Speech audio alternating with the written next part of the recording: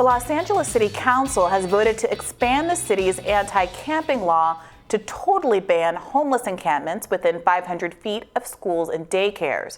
Council members approved the ordinance by an 11-3 vote, but not before proceedings were interrupted by protesters who shouted that the law is inhumane and accused the council of criminalizing homelessness. Activists were eventually dispersed by the Los Angeles police. After the vote, one council member told reporters, quote, "The least I can do for my community is to clear the public right away so my constituents can send their kids to school." Joining us now to discuss the new ordinance is our rising panel. Olayemi Olurin is a public defender with legal aid and a political commentator, and Denise Long is a business consultant and a contributor to Newsweek. Welcome to you both. Good morning. Thank you. Morning. Olayemi, I'll start with you. What do you think of this? I mean, it's exactly what they said it is. It is criminalizing homelessness. Here are people that already don't have anywhere to stay, and you want to take hundreds of areas where they have to rest because they have no home, they have no housing, and remove them from those areas. And additionally, you're not making any avenues to give them actual housing. They currently don't have enough shelters. They don't have enough beds. Apparently, the housing infrastructure as it stands isn't enough to house these people. And instead of doing something to expand housing, you're taking away areas for them. And the issue, I think, is even reflected in the comments that you said from the council member. He says, he needs to clear this path away for his constituents. The problem is we talk about homeless people as though they don't fall under the purview of the legislators that are responsible for caring for the people in that city. They are. And I think that's reflected in one of the comments from the people that support the law saying, they need to clear the homeless people because students shouldn't have to see them. And while she's sympathetic to unhoused people, that she doesn't believe that students should be exposed to the same environments as them. And it leads me to believe, what makes you think that homeless people are less deserving of the same basic humanities and rights as everybody else? Why is a student not supposed to be subjected to even seeing an environment, but someone who is unhoused is? I think it is deeply problematic of a greater issue we have in our society with how we see homeless people. And I think that leads to the lack of resources you see provided for them. Denise, let's put that to you. How do you weigh the obligation a city has to, let's say, the homeless population versus this idea of children not being even exposed to homelessness? If it's going to pass an ordinance like this, if a city is going to pass an ordinance like this, doesn't have an obligation to have some affirmative plan to help support the homeless community as well? Oh, absolutely. I don't know how. So yes, I think there's this element of the idea that this is a public nuisance to have walkways to essential facilities, which is what the law is about, 500 feet from those facilities, as well as walkways in general to access any facility for the public. It is a public nuisance, and in some ways it's a public health threat. Let's also recall the ways that hepatitis and other diseases like that had been running rampant because of urination on the street and homelessness being a part of that. But yes, the legislators, given how long California has really allowed, I will say, this issue to persist without adequate infrastructure, without adequate public health approach to not only homelessness, but the underlying issues that feed into and are antecedent to someone becoming homeless. So it is appropriate, I believe, to have this ordinance within 500 feet of essential facilities. Now, the idea that children can't see it, I think, is kind of strange. I understand in a way, and at the same time, it's a reality of our society. So what we need to be doing is teaching people and investigating and using research to have a better approach, a more research-informed approach of how to address this issue that they've allowed to fester for a generation or two. Well, we need to be fixing the problem, not shielding people from being able to see the problem exists, right? That doesn't make the problem go away. And, Olayemi, what are the if a kind of legislative or criminalizing kind of framework is the wrong framework, what is the right framework to get people who are homeless off the streets? Because I think there's tremendous public frustration. I feel the frustration with the encampments and the piles of trash and the other things that are accumulating in these public spaces. What can be done? What should be done? We talk about homelessness as though it's this magical problem that we just don't have any fix for and we throw up our hands. It's a very obvious answer: housing. people are homeless. We love to talk about, large rising issues with homelessness in these big cities and talk about them divorced from the reasons that people end up homeless. It's not a coincidence that all these major cities that have some of the highest costs of living, not even just in the country, but in the world, have large homeless populations. People are on the street not because they choose to be. They're on the street because they don't have the resources to provide themselves with housing. And it's a problem. The dehumanization of homeless people is very serious. And the way that we talk about the problems that homeless people are facing, and we talk about them as though they're the greatest issue to us.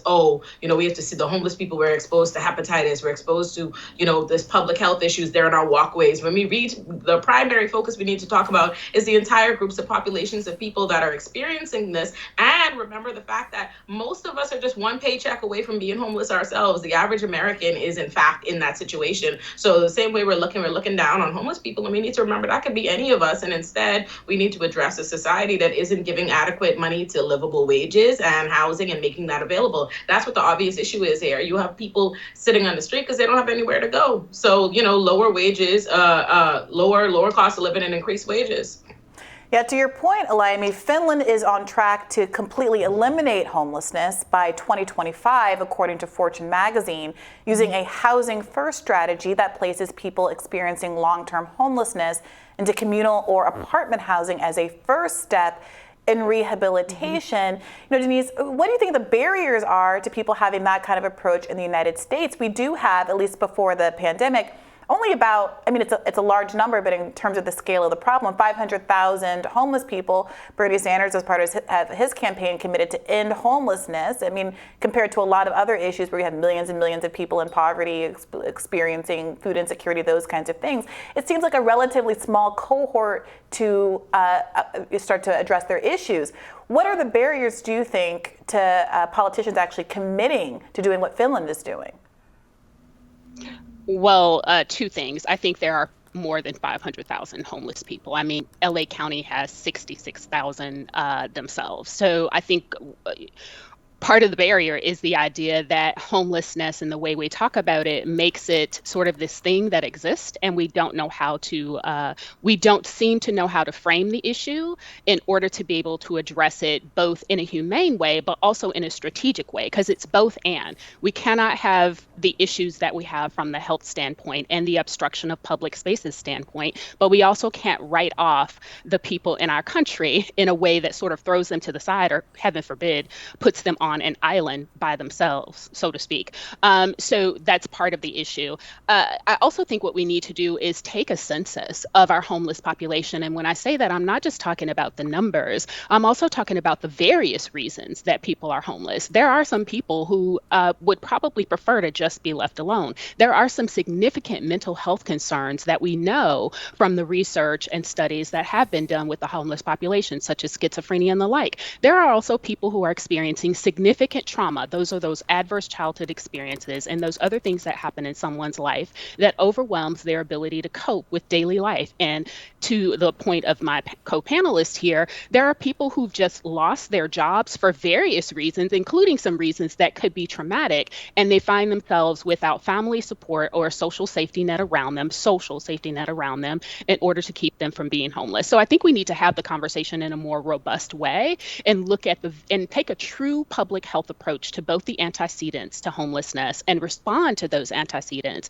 as well as to homelessness itself. I think it can also be frustrating when you see, for instance, a Northern European nation successfully deal with a problem. We say, well, why can't the entire United States deal with it? Finland has the population of New York City, less the population than New York City. So it should be compared to a single city in the United States. And some cities in our country can fix homeless problem, but the whole country is a bigger deal than that. But that's part of the issue, that homelessness is concentrated. I'm sorry, go ahead, Olayemi. No, Brie, go. That homelessness is concentrated in these urban areas, particularly where housing costs are very high. And you can say that maybe the scale of Finland is on the scale of a city or a state, but there are cities, no city or state in America has eliminated homelessness either. I take your point, Denise, about homelessness, the number perhaps being larger, most certainly being larger post-pandemic, but the number was only 500,000, at least before the pandemic, when we're talking about it in the context of the Bernie campaign. And I do think it is an indictment that, given that kind of reasonable cohort of people, And to your point, Denise, the diversity of that population, a lot of people, homelessness looks different. It's a lot of children who are homeless. People are homeless for short periods of time living in their car. It's not always the kind of street living situation that we imagine.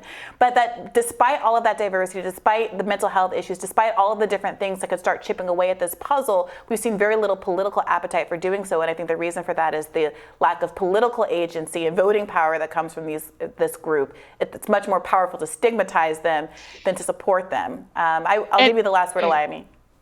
Yeah, I think it's an important thing to remember that all the antecedents that we've discussed are also a reflection of where we put our money and our resources in and of itself, right? We're saying we have people homeless not just because they've lost their jobs and they don't have the money to afford housing, but also because of mental health resources and all the additional things that impact homeless populations and the American people. And that's because we have a society that's not putting its money there. So in the same reflection, yes, there are places that have initially from the jump, they had much lower homeless populations. But we need to reflect on the reason why they had much lower homeless populations in the first place, because they were much better addressing these social ills than America is. So it's a compounded problem that, America has to address head on. If I could add one thing really Go quickly. ahead. I would just say what's really important to note is there's an infrastructure that's built up around serving the homeless population, which is the case with a lot of not-for-profit sort of work. What we need to be focused on, to Bree's point about advocacy, is we need to focus on ending the need for those types of organizations by taking this strategic approach to the small cohort that you have absolutely mentioned, because we know how to address many of these underlying issues. So we need to get busy at doing that. Well, Denise, thank you so much for joining us. We got to go, but we'll have you back soon. Thanks so much. Thank you. And we'll have more Rising right after this.